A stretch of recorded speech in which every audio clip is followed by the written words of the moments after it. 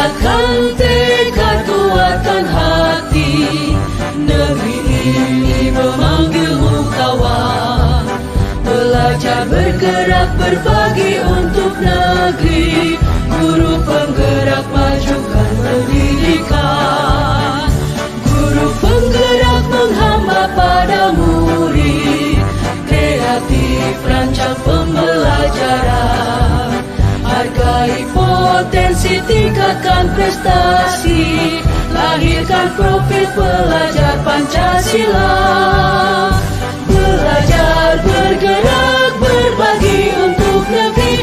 Kita menjalin kolaborasi. Belajar, bergerak, berbagi untuk negeri. Demi bakti pada Ibu Pertiwi.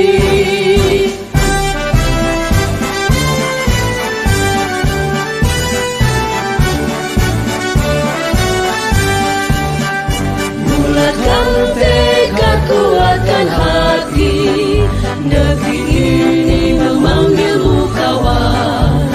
Belajar, bergerak, berbagi untuk negeri. Guru penggerak, majukan pendidikan. Guru penggerak menghamba pada murid.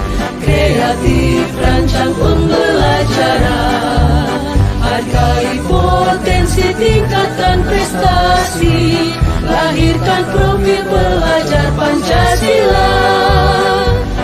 Bismillahirrahmanirrahim. Baiklah Bapak Ibu, kita mulai kegiatan pada siang hari ini. Sebelumnya saya izin untuk pantun terlebih dahulu. Nanti bantuan cakepnya ya Bapak Ibu. Ke samudera naik kapal selam. Udaranya panas dan juga lembab. Kalau saya nanti memberi salam, jangan lupa hadirin menjawab. Satu lagi ya Bapak Ibu ya. Tambah. Pergi ke sungai memancing ikan. Ikan kecil, ikan arwana. Salam sapa saya ucapkan. Assalamualaikum hadirin semua. Assalamualaikum warahmatullahi wabarakatuh. Selamat siang dan salam bahagia selalu. Tabipun. Yang terhormat Kepala SMPN 5 Bandar Lampung beserta wakil, yang saya hormati Kaur TU beserta staf, serta Bapak Ibu Guru SMPN 5 Bandar Lampung yang saya sayangi dan saya banggakan. Alhamdulillahirabbil alamin. Wa bihi nasta'inu ala umuri dunya waddin wa ala alihi wa ashabihi ajmain. Amma ba'du. Dengan hati yang suci, marilah kita panjatkan puji. Dari tempat yang makmur, marilah kita panjatkan syukur kepada pemilik alam semesta, pencinta insan di dunia, pembolak-balik hati manusia, yakni Allah Subhanahu wa Ta'ala, Tuhan yang Maha Esa. Tenangnya salawat, sucinya salam, semoga tercurah tanpa pernah padam kepada rahmat pemuka alam, pemuhasabah dari yang awam, pahlawan revolusi Islam, Nabi besar Muhammad Sallallahu Alaihi Wasallam.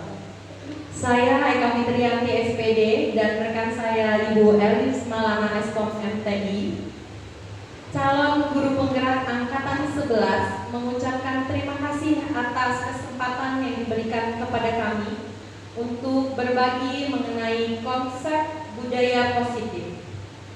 Tak lupa kami ucapkan banyak terima kasih kepada Kepala Sekolah beserta wakil, Bapak Ibu Dewan Guru yang sudah hadir menyempatkan meluangkan waktu dalam support kegiatan diseminasi budaya positif modul 1.4 sebagai tugas aksi nyata kami dalam pelatihan guru penggerak angkatan ke-11. Untuk mengawali dan membuka kegiatan ini, marilah sama-sama kita buka dengan membaca basmalah. Selanjutnya yaitu sambutan dari Kepala SMPN 5 Bandar Lampung. Dalam hal ini akan disampaikan oleh Ibu Hajah Marlena MPD. Kepada Ibu dipersilakan.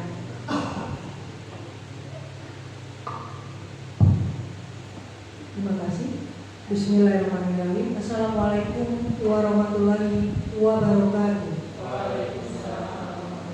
Salam sejahtera untuk kita semua. Tapi pun yang terhormat Bapak Ibu Wakil Kepala Sekolah, Tahu, Bapak Ibu Guru, Tata Usaha yang dirahmati oleh Allah Subhanahu wa Ta'ala, di siang hari yang begitu cerah ini, setelah hati kita semua, kita akan melaksanakan, menyaksikan kegiatan diseminasi budaya positif yang merupakan bentuk tugas dari calon guru penggerak angkatan 11. Alhamdulillah Bapak Ibu, kegiatan perilaku positif yang ada di sekolah kita sedikit demi sedikit muncul, dan ini membiasa, dan pada akhirnya nanti akan menjadikan suatu karakter, ciri khas, perilaku, tingkah laku yang merupakan ciri dari sekolah kita SMP Lampung.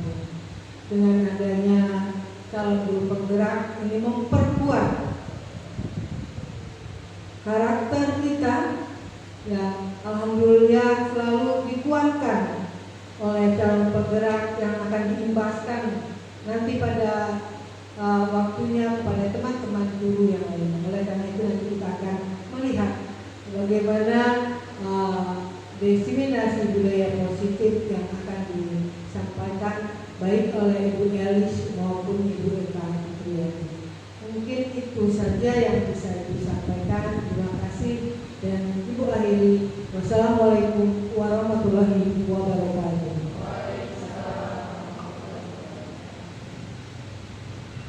Terima kasih atas sambutan dan dukungannya kepada kami, saya dan Ibu Elis Malana.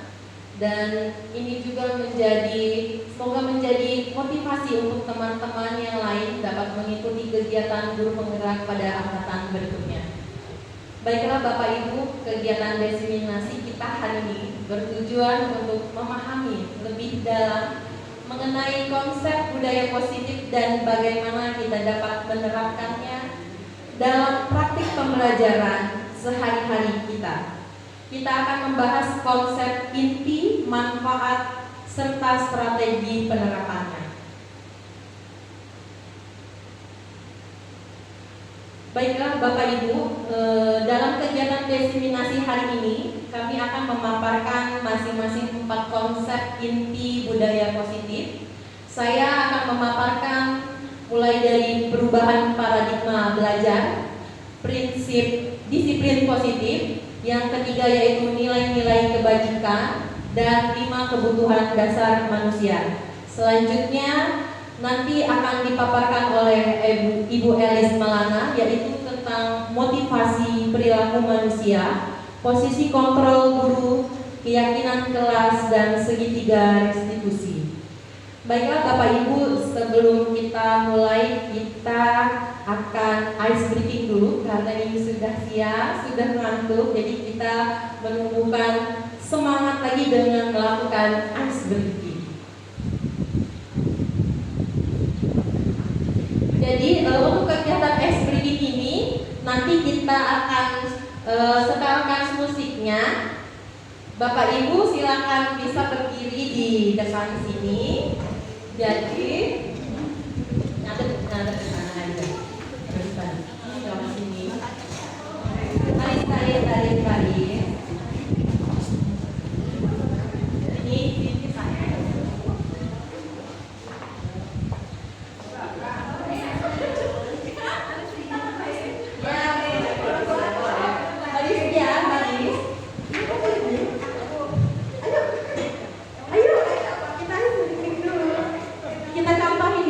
Contohin ini dan nggak apa-apa nanti satu terus nanti nyambung ya. Jadi gerakannya itu ke kanan 2 kali, ke kiri 2 kali, ke depan, ke belakang, baru 3 kali ke depan ya. Coba deh dengan musik playlist.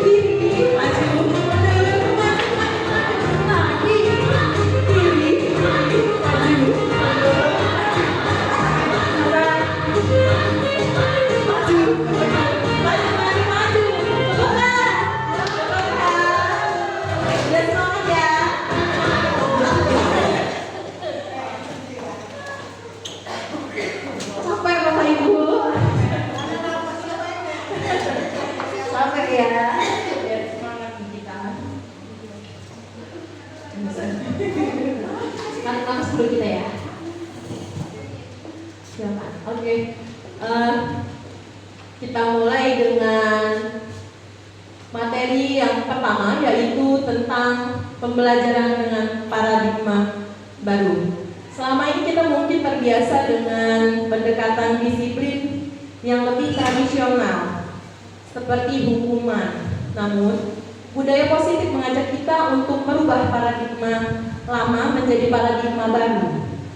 Tidak fokus pada kesalahan, kita beralih pada membangun hubungan yang positif dengan siswa dan menciptakan lingkungan belajar yang mendukung dan nyaman.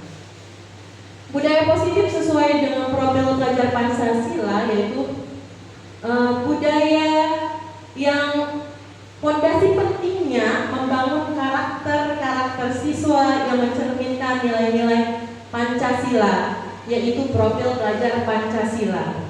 Di sini pembelajaran dengan paradigma baru itu merupakan pembelajaran yang dirancang berdasarkan prinsip pembelajaran berdiferensiasi, sehingga para peserta didik sesuai kebutuhannya berdasarkan tahap perkembangan sesuai teori psikolog modern untuk mewujudkan profil pelajar Pancasila. Profil pelajar Pancasila tersebut terbagi menjadi 6. Apa saja? Ya, yang kita ketahui profil pelajar Pancasila itu mulai dari beriman dan bertakwa kepada Tuhan Yang Maha Esa dan berakhlak mulia. Ini menciptakan suasana yang kondusif untuk beribadah, mengajarkan toleransi antar agama, dan memberikan contoh perilaku yang baik. Pengimplementasiannya, kegiatan rutin yang kita lakukan yaitu misalnya sholat duha berjamaah, sholat zuhur, dan kegiatan-kegiatan keagamaan lainnya. Selanjutnya yaitu ada berkebinekaan global.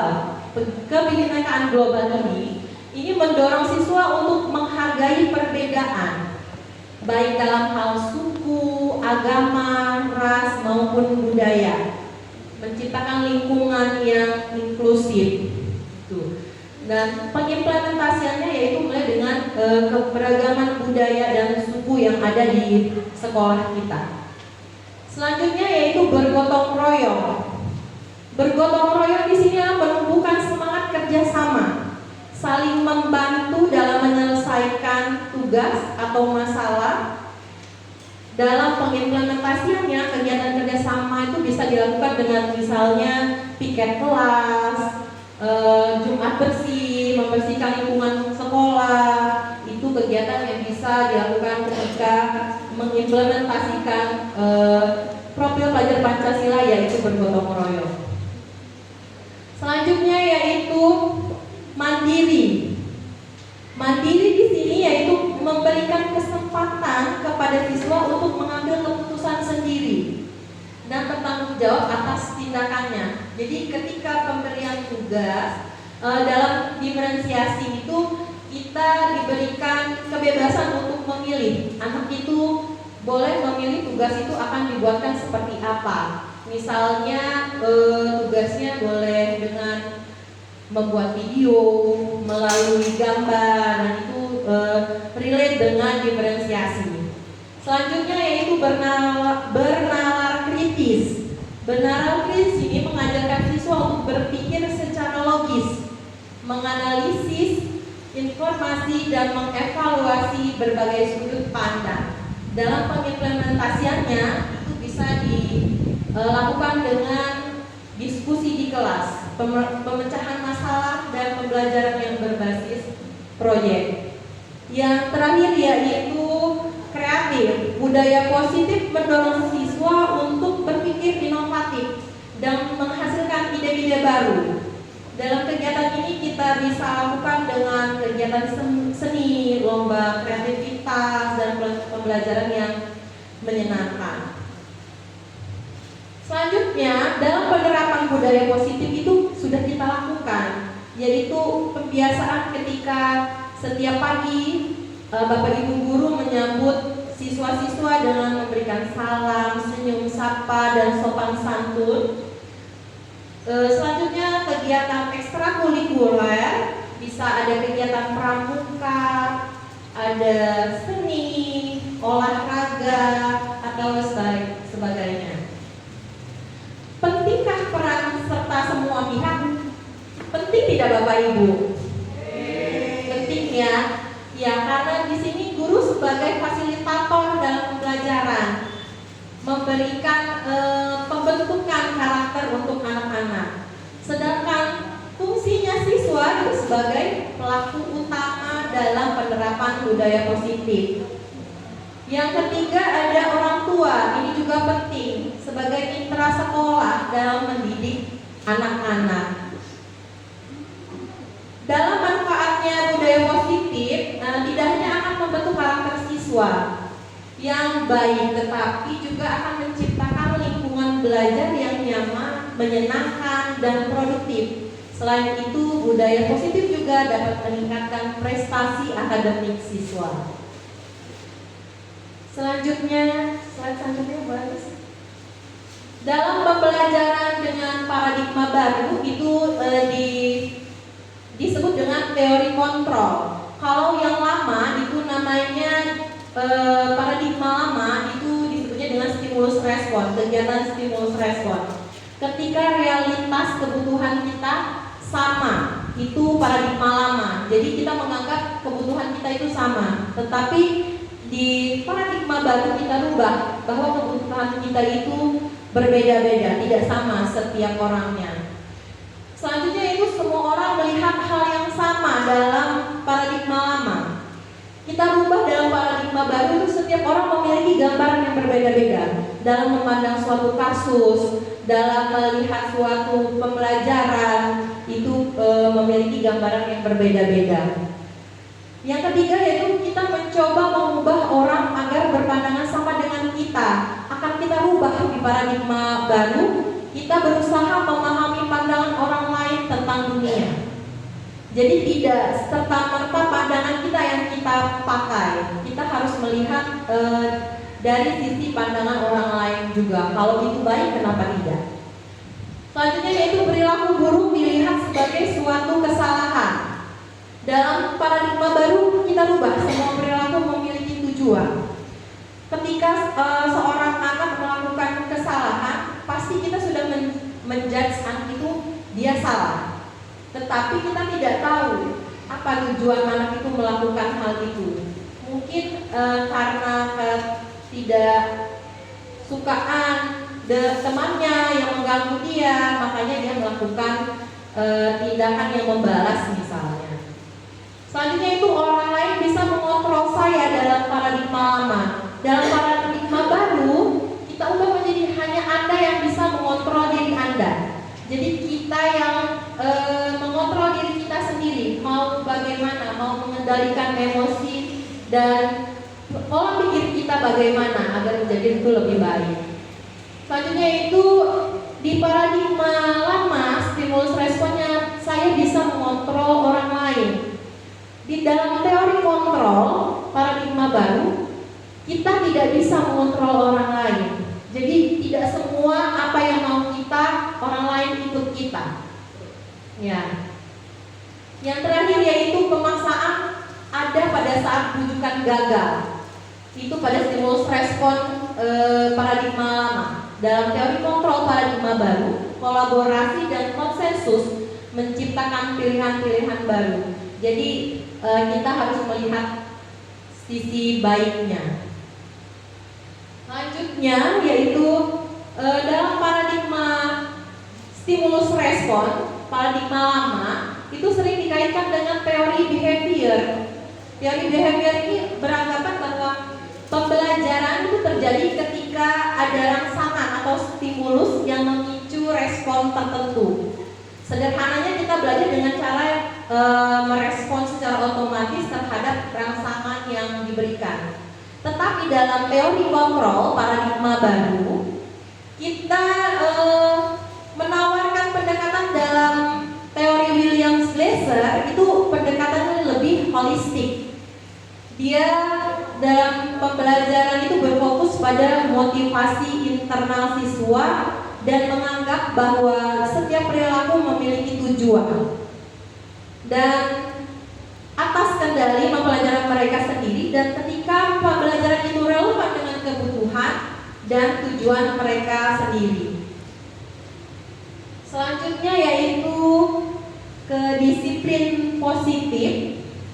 Dalam disiplin positif itu disiplin mengacu pada disiplin diri yang memiliki tanggung jawab terhadap apa yang dilakukannya berdasarkan nilai-nilai yang diyakini. Selanjutnya yang nomor 2 yaitu untuk menciptakan murid yang merdeka, syarat utamanya adalah harus ada disiplin yang kuat. Disiplin diri yang berasal dari motivasi internal atau dari dalam diri. Jika kita tidak memilikinya, maka memerlukan pihak lain untuk mendisiplinkannya. Maksudnya kita yang memotivasi dari segi eksternalnya. Yang ketiga yaitu disiplin positif merupakan salah satu cara penerapan disiplin yang bertujuan untuk menumbuhkan kesadaran serta memberdayakan peserta didik tanpa imbalan penghargaan atau reward, ancaman atau hukuman.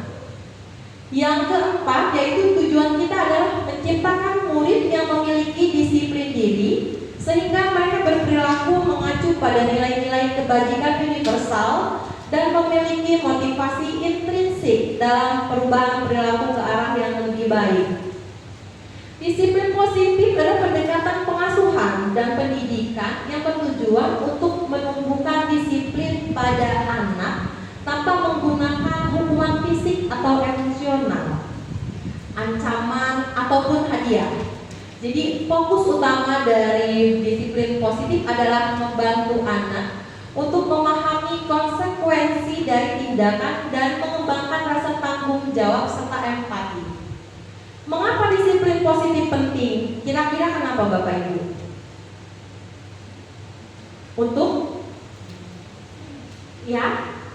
Untuk mengembangkan hubungan positif. Jadi ketika disiplin positif itu diterapkan, itu ada yang terjalin, yaitu hubungan yang positif. Hubungan positif itu misalnya menciptakan ikatan yang kuat antara orang tua dan anak, antara guru dan murid, ya. Itu karena didasarkan pada saling menghormati dan komunikasi yang terbuka. Selanjutnya yaitu bisa meningkatkan harga diri. Anak didik yang dengan disiplin positif, yang memiliki kedisiplinan positif, cenderung memiliki harga diri yang lebih tinggi karena mereka merasa dihargai dan dipercaya. Yang penting berikutnya yaitu mendorong tanggung jawab. Anak belajar untuk bertanggung jawab atas tindakannya dan mengambil keputusannya sendiri. Jadi apa yang mereka sudah ambil itu mereka dapat bertanggung jawab. Selanjutnya yang keempat yaitu mengembangkan empati.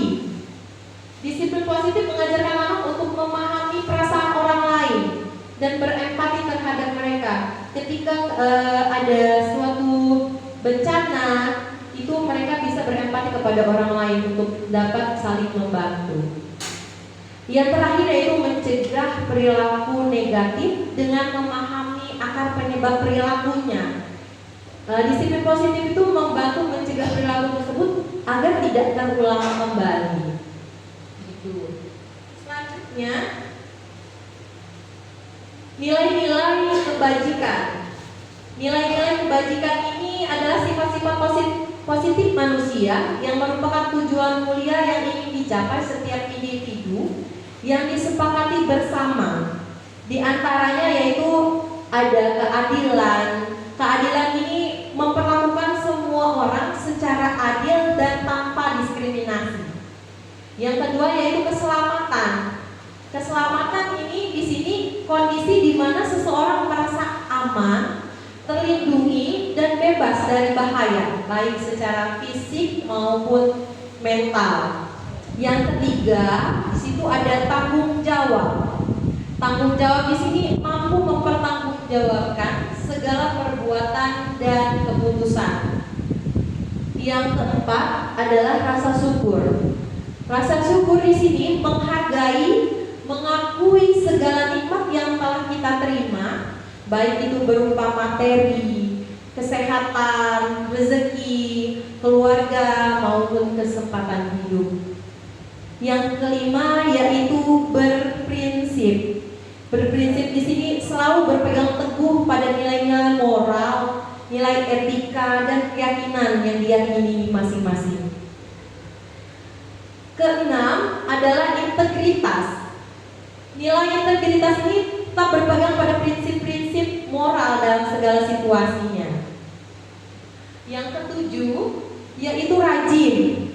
Rajin di sini bisa sikap tekun dan giat dalam melakukan sesuatu tanpa menunda-nunda. Jadi sesuatu pekerjaan apapun yang tidak ditunda-tunda berarti dia termasuk orang yang rajin. Nilai kebajikan yang kita laksanakan berarti masuk ke dalam rajin. Yang kedelapan yaitu berkomitmen. Berkomitmen di sini itu menunjukkan kesetiaan dan dedikasi terhadap suatu pekerjaan atau seseorang dengan tujuan hidupnya yang sama. Jadi berkomitmen itu bisa loyalitas kita terhadap atasan, terhadap sekolah dan pekerjaan kita. Dan kalau dalam kehidupan itu berarti memiliki tujuan hidup bersama dengan pasangan. Yang kesembilan yaitu percaya diri. Percaya diri yakin pada kemampuan diri sendiri, PD. Kesepuluh, kasih sayang. Kasih sayang di sini memiliki rasa peduli dan perhatian terhadap sesama, saling menyayangi antar sesama. Kedua belas yaitu kejujuran. Kejujuran itu selalu mengatakan kebenaran dan tidak berbohong. Jadi kalau benar katakan benar, kalau salah ya katakan salah. Ke-13 kesabaran. Ya, kesabaran sini kemampuan untuk menghadapi kesulitan atau penundaan dengan tenang. Jadi kalau ada sesuatu yang memang belum bisa kita lakukan karena terkendala sesuatu hal, kita harus sabar. Yang terakhir yaitu ke-14 keamanan, nilai-nilai kebajikan yaitu keamanan. Keamanan dikaitkan dengan perasaan aman dan terlindungi baik secara fisik maupun psikologisnya. Nilai-nilai kebajikan adalah prinsip-prinsip yang dianggap sebagai panduan perilaku yang baik dan benar. Nilai-nilai ini menjadi landasan bagi manusia untuk bertindak dengan bijaksana, bertanggung jawab dan berempati terhadap sesama. Nilai-nilai kebajikan universal yang artinya diakui dan dihargai oleh berbagai budaya dan agama di seluruh dunia. Pentingnya nilai-nilai kebajikan ini saat ini yaitu satu, membentuk karakter. Jadi ini punya fungsi untuk membentuk karakter anak-anak kita. Nilai-nilai kebajikan membentuk karakter individu, menjadikan pribadi yang lebih baik dan bermartabat. Selain itu bisa memperkuat hubungan sosial. Nilai-nilai seperti kasih sayang, toleransi, kerjasama itu dapat mempererat hubungan antara individu dalam masyarakat. Yang keempat yaitu menciptakan lingkungan yang harmonis, yaitu dengan mengamalkan nilai-nilai kebajikan kita berkontribusi dalam menciptakan lingkungan yang damai dan sejahtera. Dan terakhir yaitu menjadi pedoman hidup. Nilai-nilai kebajikan menjadi kompas moral yang memandu kita dalam mengambil keputusan dan menghadapi berbagai tantangan hidup. Selanjutnya yaitu 5 kebutuhan dasar manusia. Dalam hidup kita punya kebutuhan dasar ya Bu. Kira-kira kebutuhan apa yang kita harus miliki nih? Kebutuhan dasar manusia. Butuh apa sih Bu kita? Kasih sayang, makan, ya makanan, tempat tinggal. Di dalam 5 kebutuhan dasar manusia, sesuatu itu kita lakukan untuk mendapatkan apa yang kita inginkan. Seluruh tindakan yang kita lakukan memiliki tujuan tertentu, dan semua usaha terbaik yang kita lakukan adalah dalam rangka agar kebutuhan dasar kita terpenuhi dengan baik. 5 kebutuhan dasar itu apa saja? Ya, bertahan hidup. Benar tadi, kita butuh makan, kita butuh pakaian, tempat tinggal yang nyaman, aman, dan dalam keadaan sehat. Itu kebutuhan dasar yang pertama, yaitu bertahan hidup. Yang kedua, kasih sayang dan rasa diterima. Kita perlu kasih sayang antar teman, antar guru dan murid, ya, suami dan istri, ya Bapak Ibu. Nah itu, rasa diterima, dipedulikan, berbagi, bekerja sama menjadi bagian dalam kelompok. Ya. Yang ketiga yaitu kesenangan. Kita anak-anak butuh kesenangan, kita juga butuh. Kalau kita mungkin kesenangannya healing-healing, kalau ibu-ibu ya, ibu bapak ya. Kalau anak-anak butuhnya kesenangannya bermain, ya, humoris antar teman, antusiasme dengan teman, saling bertegur sapa, bercanda, tertawa, itu masuk ke dalam kesenangan. Jadi kalau kita nggak senang, berarti kita belum memenuhi kebutuhan dasar kita. Yang keempat yaitu kebebasan. Kebebasan di sini mandiri, memiliki pilihan, mencoba hal baru, dan mampu mengendalikan arah dirinya. Mandiri, ya, kita bisa berpikir sendiri. Ini kita mau pilihnya yang mana, gitu. Jadi kita punya pilihan sendiri yang tetapi tetap dapat dipertanggungjawabkan.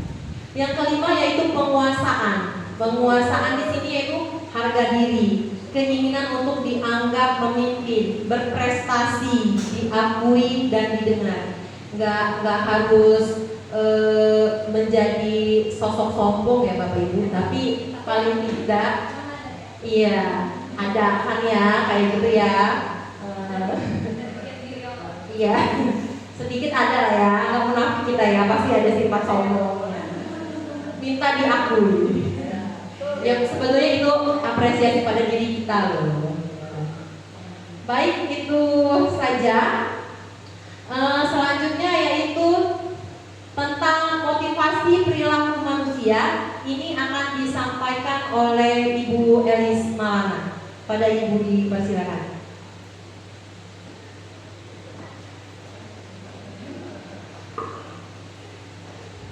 Baik, Assalamualaikum warahmatullahi wabarakatuh. Bapak Ibu izin menyampaikan presentasi terkait motivasi perilaku manusia.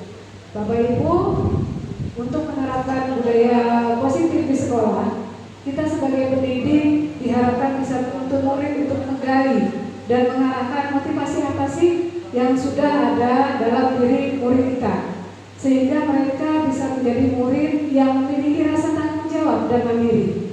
Nah, Bapak Ibu di sini motivasi perilaku manusia. Sebelumnya saya tanya dulu, ada yang tahu tidak apa sih motivasi?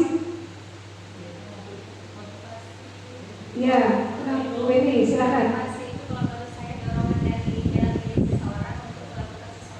Ya, benar. Motivasi adalah dorongan yang membuat seseorang untuk bertindak untuk mencapai tujuan tertentu. Nah, di sini ada dua jenis motivasi. Yang pertama yaitu motivasi ekstrinsik atau eksternal. Lalu yang kedua motivasi intrinsik atau internal. Yang pertama motivasi ekstrinsik atau eksternal itu dorongan untuk melakukan sesuatu yang berasal dari faktor luar diri seseorang. Ini bisa berupa hadiah, pujian, atau bisa jadi hukuman seperti itu. Ini dari faktor eksternal. Contohnya seperti ini, anak-anak biasanya giat belajar, itu mereka ingin mendapatkan nilai atau penghargaan dari guru. Nah, di sini adalah motivasi siswa tersebut yaitu didorong oleh keinginan untuk mendapatkan sesuatu yang berasal dari dirinya. Seperti itu. Misalnya ada anak-anak yang mengikuti lomba matematika. Nah, dia tahu dia belajar dengan keras, tetapi motivasi dia apa? Dia sudah tahu bahwa dia akan mendapatkan hadiah atau piala atau pengakuan dari teman-temannya, dari guru. Nah, motivasi ini namanya motivasi dari luar diri atau motivasi ekstrinsik atau intrinsik. Lalu yang kedua,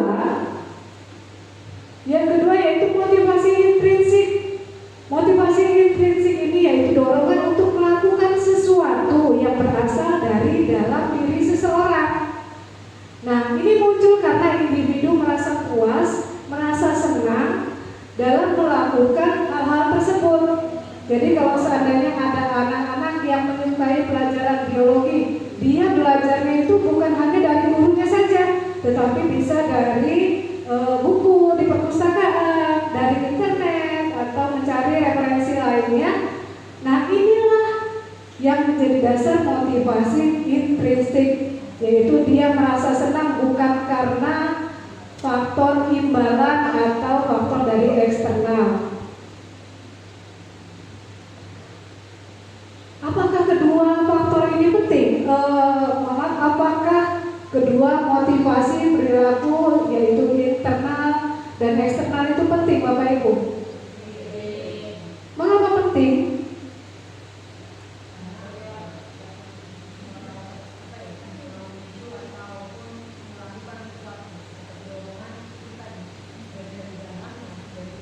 Ya, terima kasih Ibu. Ya, benar. Motivasi keduanya sangat penting. Karena apa? Yang pertama, motivasi ekstrinsik dari luar itu dapat menjadi pendorong awal yang baik. Misalnya untuk membuat siswa belajar, mengikuti aturan di kelas. Nah, motivasi inilah yang muncul motivasi ekstrinsik. Sedangkan motivasi intrinsik yang lebih mendalam itu cenderung lebih menghasilkan belajar yang lebih bertahan lama dan siswa lebih mandiri.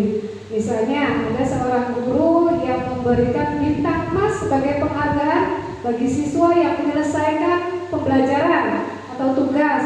Nah, ini kan awalnya memiliki motivasi ekstrinsik, tetapi pada saat yang sama ia juga dapat mendorong siswanya untuk menemukan kegembiraan, dapat menyelesaikan masalah, proyek, dan kesenangan. Nah, itulah motivasi intrinsiknya. Jadi seperti itu ya Bapak Ibu. Jadi anak-anak kita itu memiliki motivasi dari dalam dan dari luar. Nah, kita sebagai pendidik itu harus bisa menggali motivasi-motivasi tersebut.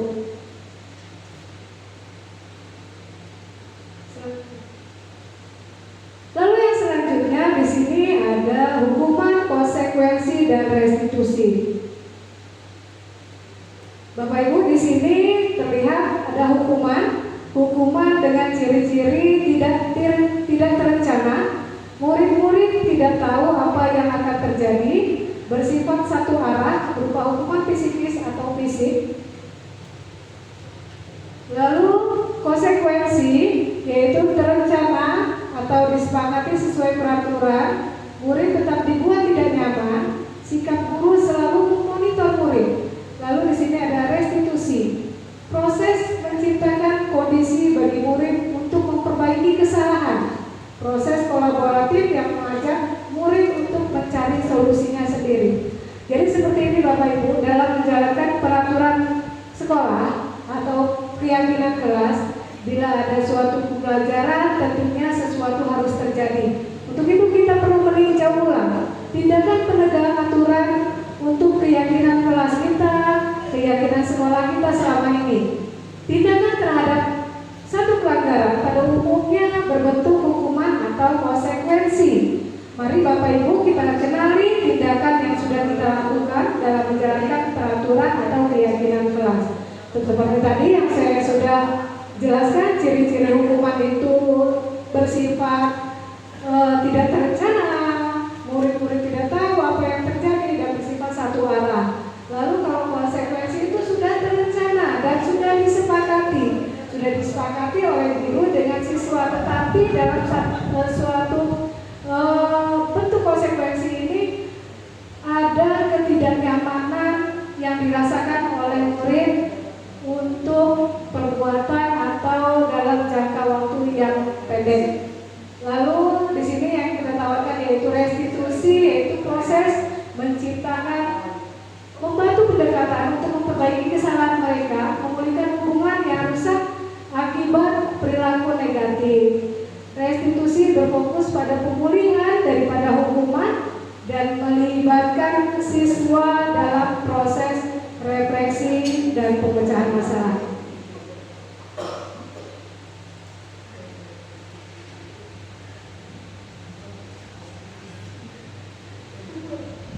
Selanjutnya Bapak Ibu,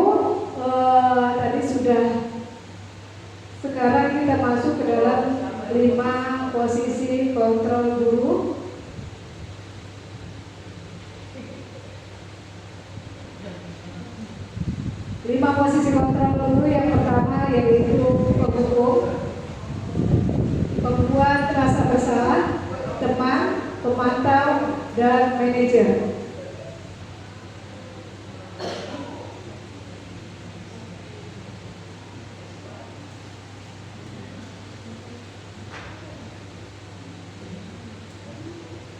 Baik, sebelum saya menjelaskan lebih lanjut terkait 5 posisi kontrol guru, ada baiknya kita menonton reka adegan terkait 5 posisi kontrol guru. Mari kita sama-sama merenungkan posisi kontrol kita pada saat ini.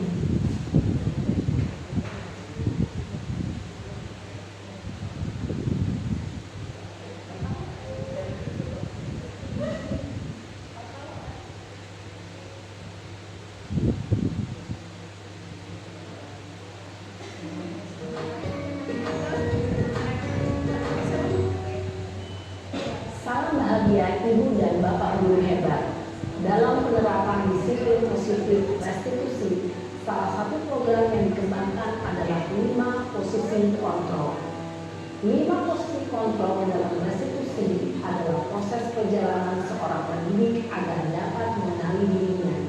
Pada video kali ini, kita akan membahas tentang 5 posisi kontrol. Ya, materi 5 posisi kontrol ini dikembangkan oleh Dekosep. Kita simak ya Bapak Ibu. Kita sekarang ini dalam posisi 5 posisi kontrol apa? Adalah 1. Posisi penghukum. 2. Posisi pembuat rasa bersalah. 3. Posisi teman. 4. Posisi pemantau atau monitor. Dan 5. Posisi manajer. Untuk lebih memahami kelima posisi tersebut, mari kita saksikan kasus Naren yang terlambat hadir 20 menit di sekolah dan melihat bagaimana kelima posisi kontrol dalam menghadapi masalah tersebut.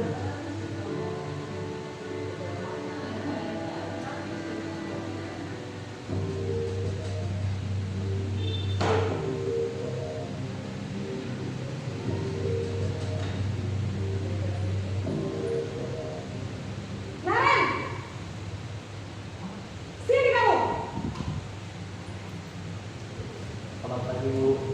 Selalu terlambat. Nah, ini biasanya kita ya Bapak Ibu seperti ini ya. Maaf Bu, saya Apa? Apa coba? Alasan kamu apa lagi? Kapan sih kamu tidak terlambat? Malas sekali ya kamu jadi anak. saya Dasar pemalas. Gak kapok-kapok sih kamu. Sudah berapa kali terlambat? Sana, kamu keliling lapangan basket 2 kali. kenapa saya harus ke lapangan basket Bu? Kenapa? Kamu melawan ibu. Berani-beraninya jawab. Sudah terlambat, masih berani jawab pula. Sekarang, keliling lapangan basket 5 kali sekalian. Biar kapok. Cepat. Pergi sana ke lapangan basket. Posisi Ya, Bapak Ibu, penghukum itu tadi dilakukan posisi secara penghukum. dengan nada tinggi, menghardik, menunjuk-nunjuk, menyakiti, dan menyindir. Hukuman bisa berupa fisik maupun psikis. Ibu dan Bapak Guru hebat, dampak yang terjadi pada murid ketika guru berada pada posisi penghukum adalah murid cenderung akan memberontak, bahkan menyimpan dendam.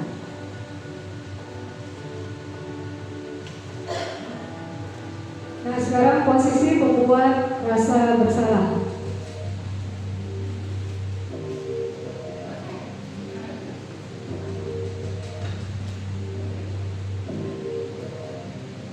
Naren,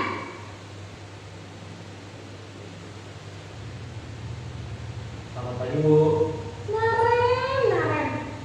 Kamu kenapa terlambat lagi, nak? Ya Tuhan, Naren. Kamu senang ya bikin ibu susah ya? Kalau kamu terlambat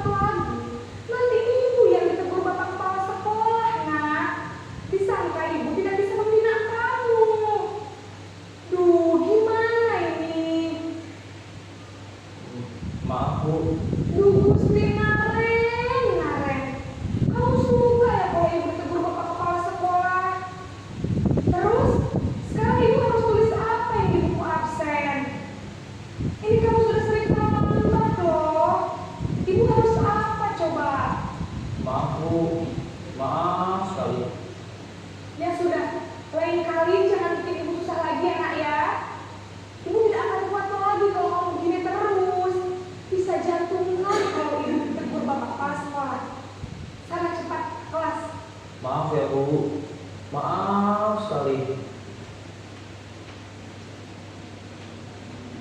Posisi pembuat rasa bersalah berbicara dengan nada tenang, cenderung lembut, namun kata-kata yang diutarakan membuat murid merasa menjadi orang yang gagal, memandang buruk dirinya sendiri, merasa tidak berharga, dan tidak sanggup membahagiakan orang lain.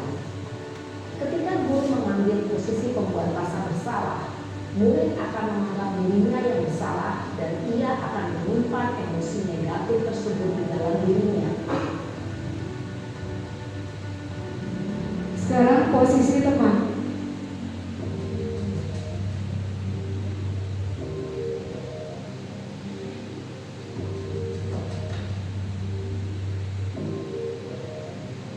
Naren,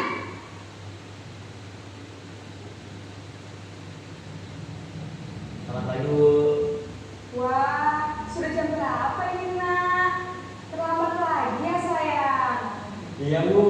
Gimana Tadi ini? saya lupa bangunkan saya, Bu. Kamu malah menyalahkan ibu kamu. Kamu bukannya anak yang paling kencang. Kok terlambat sih? Iya, Bu. Saya memang terlambat bangun tadi. Jadi, biarpun saya lari kencang, tetap nggak kekejar, Bu. Ya sudah sana. Nanti lain kali larinya lebih kencang lagi ya. Biar gak terlambat lagi. Bikin seneng ibu. Demi ibu. Bisa kan? Bisa lah, Bu. Ya sudah sana masuk kelas. Ibu beresin urusan absen kamu. Kamu ini ada-ada saja. Dalam posisi teman, guru berbicara dengan nada suara ramah, akrab, cenderung bersenda gurau untuk menjaga suasana tetap santai. Murid akan merasa senang, aman, dan akrab dengan guru. Identitas yang tercipta adalah identitas sukses atau berhasil. Namun, perlu diingat, karena ini masih dorongan eksternal, maka ada faktor ketergantungan dari murid kepada orang tertentu. Di sini guru absennya, sehingga di lain waktu murid bisa berperilaku baik, namun hanya kepada orang-orang tertentu saja. Yang selanjutnya posisi pemantau atau monitor.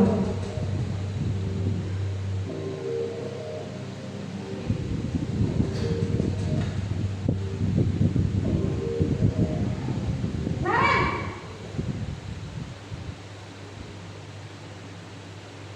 Selamat pagi, Bu. Naren, apa peraturan sekolah kita tentang jam berapa kita harus masuk sekolah, Nak? Kita harus di sekolah jam 7, Bu. Iya betul, sekarang sudah jam 7.20. Naren sudah tahu konsekuensinya jika terlambat hadir. Paham, Bu. Saya harus tinggal kelas pas jam istirahat selama 20 menit. Iya benar, konsekuensinya demikian. Jadi nanti jam 9.30 pas istirahat, kamu harus tinggal di kelas, kerjakan tugas tambahan untuk ketertinggalan kamu, ya? Baik, Bu. Posisi pemantau mengandalkan penghitungan atau data untuk mengontrol murid. Guru mengarahkan murid berdasarkan peraturan dan konsekuensi. Seorang pemantau menunjukkan bahasa tubuh dan ekspresi wajah yang datar dan cenderung formal. Nah ini Bapak Ibu yang terakhir posisi manajer.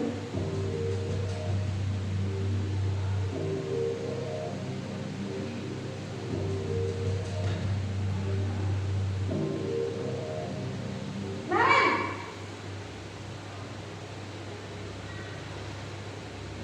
Selamat pagi, Bu. Selamat pagi, Naren. Maaf, Bu. Saya terlambat. Iya, sekolah masuknya jam 7, sekarang sudah jam 7.20. Jadi sekarang bagaimana ini, Naren? Maaf, Bu. Saya lupa setel alarm saya semalam. Baiklah, menurut kamu, keyakinan sekolah yang mana yang perlu kamu tingkatkan? Menghargai diri sendiri dan orang lain mungkin, ya, Bu. Setuju. Jadi, apakah Naren meyakini prinsip saling menghormati tersebut? Iya, Bu. Saya meyakininya. Apakah Naren bersedia memperbaiki masalah keterlambatan bersedia, Bu. Bagaimana kamu akan memperbaiki masalah keterlambatan ini? Saya akan coba untuk tidak lupa menyetel alarm saya, Bu. Baik, kalau kalian lupa menyetel alarm di rumah, ada orang yang kira-kira bisa bantu mengingatkan tidak? Ada, Bu. Kakak saya, Kak Emma. Ada lagi selain Kak Emma? Selain Kak Emma, ada ibu saya. Baik, jadi yang mengingatkan Naren adalah Kak Emma dan ibu kamu ya? Kira-kira akan mulai setel alarm kapan nih Naren? Setelah pulang sekolah, akan segera saya lakukan. Baik, jadi Naren akan setel alarm untuk bangun besok pagi dan akan diingatkan oleh kakak dan ibunda Naren ya? Ada lagi yang mungkin perlu dilakukan Naren? Agar tidak terlambat bangun lagi. Tidak ada, Bu. Baik Naren, terima kasih untuk kerjasama kamu. Sekarang kamu perlu kembali ke kelas untuk belajar. Baik, Bu. Terima kasih. Posisi manajer adalah posisi kontrol yang disarankan. Nah, kita disarankan untuk memiliki posisi manajer ya Bapak Ibu. Seperti ini. Bertanggung jawab dan dapat memecahkan masalah. Tujuan dari posisi ini adalah agar murid dapat berefleksi atas tindakannya. Guru akan dengan tulus memberikan pertanyaan-pertanyaan bermakna sehingga membuat murid dapat belajar dari kesalahannya dan mencari sebuah solusi untuk menyelesaikannya. Ibu dan bapak guru hebat setelah mengamati adegan kelima posisi kontrol tadi,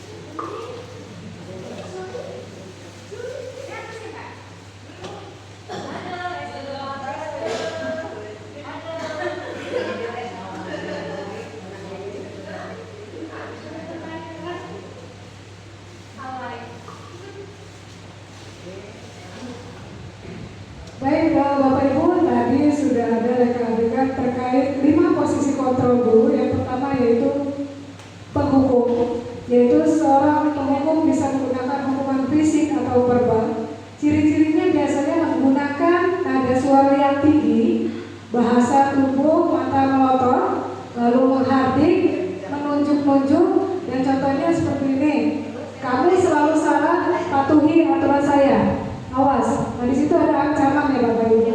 Lalu dampaknya, murid akan memiliki penilaian diri yang buruk dan merasa tidak berharga, dan murid akan dendam dan memberontak. Itu kalau seandainya posisi menghukum.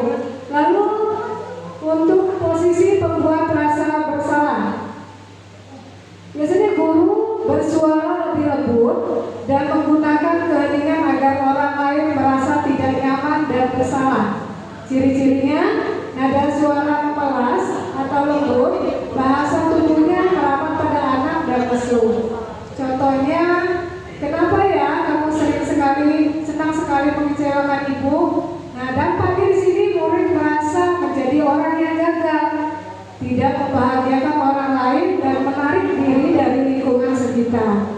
Lalu yang selanjutnya, posisi teman. Ciri di sini yaitu guru berupaya mengontrol dengan melakukan persuasif dengan posisi teman, biasanya menggunakan kalimat humor. Dampak positifnya hubungan yang baik terjalin, tetapi dampak negatifnya murid kurang menghargai guru dan murid akan tergantung pada guru tersebut. Contohnya, ya sudah, tidak apa-apa, duduk sana, nanti ibu bantu. Seperti itu kata-kata seorang guru yang memiliki posisi kontrol teman. Lalu yang selanjutnya sebagai pemantau atau monitor. Di sini memiliki ciri-ciri. Memantau berarti mengawasi orang. Pemantau sangat mengandalkan perhitungan dan catatan data yang dia dapat. Contohnya, peraturannya apa sanksi dan konsekuensinya, nada suara data dan bahasa tubuh formal. Hasilnya apa? Murid memahami konsekuensi yang sudah dilanggar dan guru berdasarkan konsekuensi tersebut. Lalu yang selanjutnya, inilah posisi kontrol guru yang diharapkan ada di sekolah ini, yaitu sebagai manajer. Yaitu tugas manajer bukan hanya mengatur, tetapi membimbing guru membuat sesuatu bersama dengan murid. Lalu mempersilakan murid bertanggung jawab atas perilakunya, mendukung murid agar dapat menemukan solusi atas permasalahannya sendiri, dan guru sebaiknya tulus, tidak perlu marah, dan berfokus pada murid. Jadi Bapak Ibu, itu tadi ya, ada 5 posisi kontrol guru yang biasanya kita temui di sekolah. Dan diharapkan kita sebagai pendidik memiliki posisi kontrol sebagai manajer. Ya, selanjutnya keyakinan kelas. Tadi di tayangan video seorang guru menanyakan apa sih keyakinan kelasnya, apa keyakinan kelas kita, seperti itu. Ya, keyakinan kelas adalah pembentukan keyakinan kelas atau sekolah, yaitu yang pertama keyakinan kelas bersifat lebih abstrak daripada peraturan yang lebih rinci dan konkret. Lalu yang kedua, keyakinan kelas berupa pernyataan-pernyataan universal. Yang ketiga, pernyataan keyakinan kelas senantiasa dibuat dalam bentuk positif, tidak ada kata-kata jangan dan tidak boleh atau larangan. Lalu yang keempat, keyakinan kelas hendaknya tidak terlalu banyak sehingga mudah diingat dan dipahami oleh warga kelas. Lalu yang kelima, keyakinan kelas sebaiknya sesuatu yang dapat diterapkan di lingkungan sekolah. Lalu yang keenam, semua warga kelas hendaknya ikut berkontribusi dalam pembuatan keyakinan kelas melalui kegiatan curah pendapat. Nah, Bapak Ibu, di sini masing-masing kita guru biasanya sudah membuat keyakinan kelas masing-masing ya. Nah, nanti keyakinan kelas itu harus dirancang dari keyakinan kelas, baru nanti merambah menjadi keyakinan sekolah. Keyakinan kelas ini dibuat atas kesepakatan bersama, bukan atas dasar kemauan guru atau siswanya, tetapi semua pihak harus berkontribusi untuk membuat keyakinan kelas tersebut. Nah, selanjutnya segitiga restitusi. Nah, Bapak Ibu, segitiga restitusi adalah suatu proses dialog yang dijalankan oleh guru atau orang tua agar dapat menghasilkan murid yang bertanggung jawab. Di sini ada 3 poin dasar untuk segitiga restitusi. Yang pertama yaitu menstabilkan identitas. Seperti adegan tadi, pada posisi manajer, guru tersebut melakukan menstabilkan identitas. Jadi dia bilang setiap orang pasti pernah melakukan kesalahan, kamu bukan satu-satunya yang pernah melakukan. Lalu untuk kedua, validasi tindakan yang salah. Validasi tindakan yang salah, contohnya kamu tentu punya alasan mengapa kamu melakukan hal tersebut. Lalu guru tersebut juga menanyakan solusi apa nantinya yang akan diambil untuk menyelesaikan permasalahan tersebut. Lalu yang terakhir, menanyakan keyakinan kelas. Jadi sebelum melakukan segitiga restitusi, kita harus melakukan atau membuat keyakinan kelas terlebih dahulu, sehingga nanti pada permasalahannya kita akan menanyakan lagi keyakinan kelas apa yang sudah disepakati oleh anak-anak kita.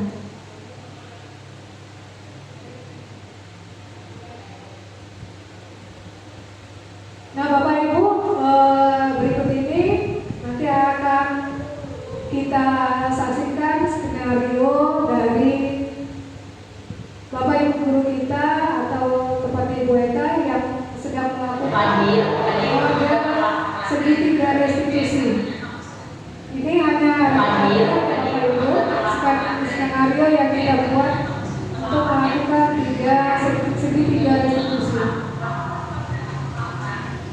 Yang pertama, menstabilkan identitas.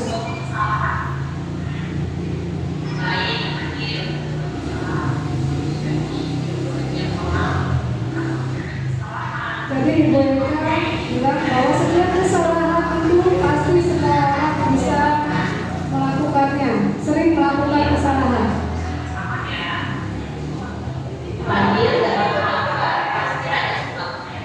Lalu yang kedua, validasi tindakan yang salah. Ibu Eka menanyakan,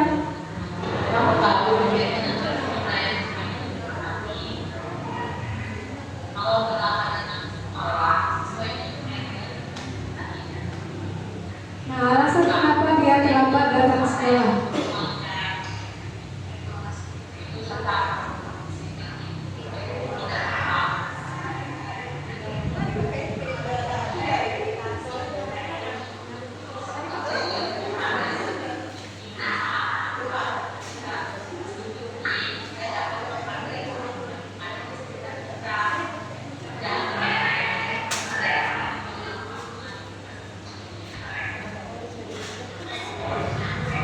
Yang ketiga yaitu menanyakan keyakinan kelas. Makanya sebelum melakukan metode penyelesaian menggunakan metode segitiga restitusi, kita harus membuat dulu keyakinan kelas yang sudah disepakati antara Bapak Ibu Dewan Guru dengan siswanya.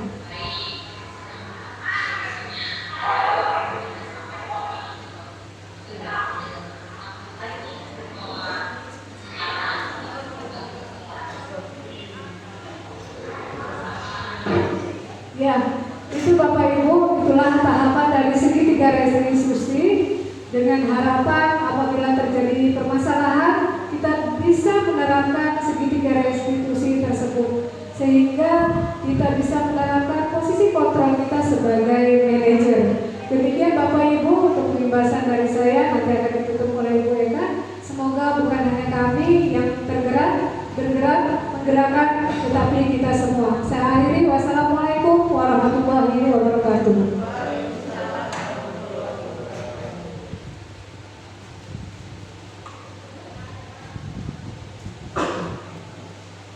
Baiklah Bapak Ibu, tadi sudah kita saksikan bersama kegiatan diseminasi budaya positif yang kita lakukan hari ini. Saya dan Ibu Elis mengucapkan terima kasih atas kehadirannya untuk menyempatkan waktunya dapat mengikuti kegiatan diseminasi budaya positif.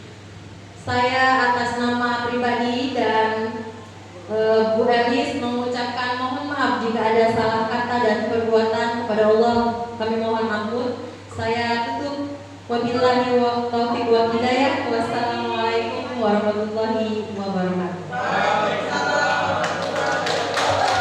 Terima kasih.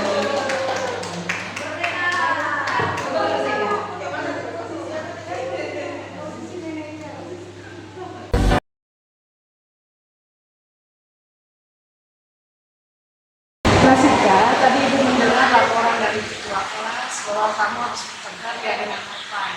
Iya Bu, aku sih kesel Bu. Kenapa kesal? Dia terus contoh PR saya Bu, tapi bukan cuma PR, itu kan terus dia saya Bu. Oh begitu. Wajar lah kalau seandainya saya ada di posisi kamu, saya juga sama seperti itu.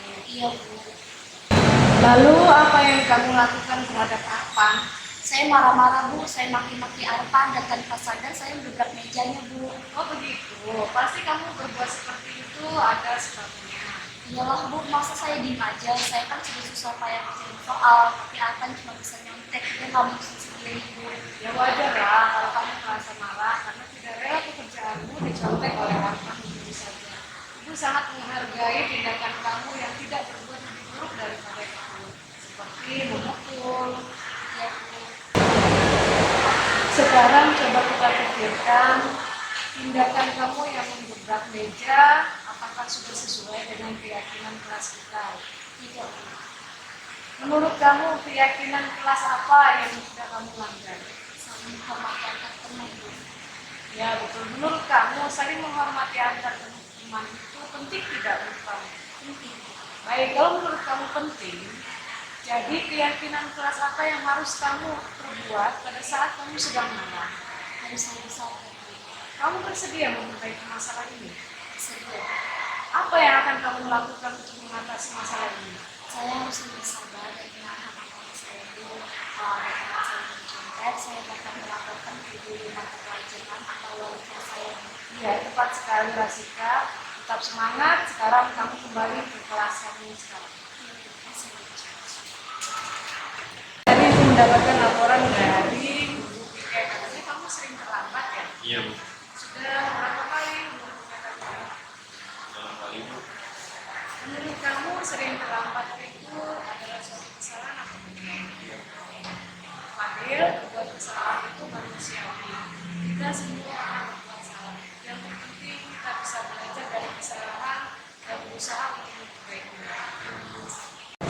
Fadil, kamu datang terlambat pasti punya alasannya. karena saya sering gagal, aku bisa saja, Bu. Keyakinan kelas yang sudah kita sepakati. Tahu, Bu. Kalau datang terlambat, sesuai tidak dengan keyakinan kelas? Tidak, Bu. Menurut kamu keyakinan kelas apa yang sudah kamu lakukan? Disiplin, Bu. Menurut kamu disiplin itu penting nggak untuk kamu? Penting, Bu. Karena membuat saya dapat sekarang waktu dan bisa makan waktu. Betul, menghargai waktu itu penting dan sangat bermanfaat untuk kita. Seperti kita dapat menghargai orang-orang yang ada di sekitar kita. Pekerjaan menjadi tidak menumpuk dan kita juga dapat melatih rasa kepedulian. Iya, Bu. Saya sering menganggap, saya sering terlambat. Saya mohon maaf, Bu. Saya terlambat. Fadil, sikap yang baik sudah kamu lakukan dengan cara meminta maaf. Menurut kamu, apa yang akan kamu lakukan agar kamu tidak terlambat lagi? Saya akan terus lebih cepat dan tidak mendadak lagi agar tidak terlambat ke sekolah. Menurut kamu, apa yang akan kamu lakukan agar kamu tidak terlambat lagi? Saya akan terus lebih cepat dan tidak mendadak lagi agar tidak terlambat ke sekolah. Baik, kamu sudah mendapatkan solusi dan yang itu akan bekerja sama dengan orang tua kamu agar kamu tidak datang terlambat lagi. Baik, terima kasih, Bu. Sekarang silakan kembali